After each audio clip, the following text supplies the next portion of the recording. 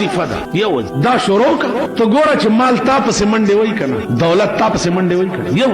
یعنی ته به وظیفې اوس پیسو دپاره کې ځوان داسې وظیفه وکړه چې د مالونو مالک ټول ستا شي وظیفه داسې وکړه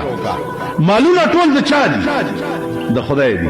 نو د مالونو مالک به ستا شي نو چې د مالونو مالک ستا شو تا ته به د مال ضرورت سي داسې وظیفه پکار او دې لپاره وظیفه چې ماله پیسې راشي دولت را پسې راشي دله وظایف دا وظیفه چې خلق زما تابع شي آسان اللهم سخر لي كل مخلوق بحرمة سيد الأبرار والله المستعان على ما تصفون خلق بدر پسې دا د تسخير وظایف د دنیا دراتلو وظایف د تسخير وظایف او به کې خلق بدر پسې منډي وي حرام دي آخرت کې بدی همیشه د پاره د عاشق لوی وظیفه څه عاشق سړی وظیفه خدای چې محبوب زماش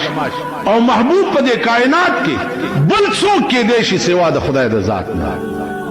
محبوب په دې کائنات کې بل څوک کې دی شي سوا د جناب محمد رسول الله بل بل څوک شته په دې کائنات کې چا بوي چې زم څه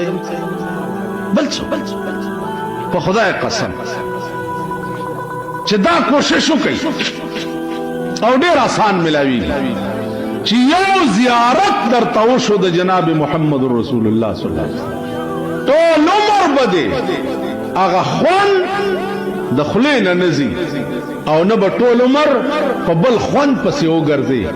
که یو ځل په خوب کې درته دا زیارت نصیب درود شریف نه حرام نه ځان ساتلو نه خکول بدو نه ځان بچ کول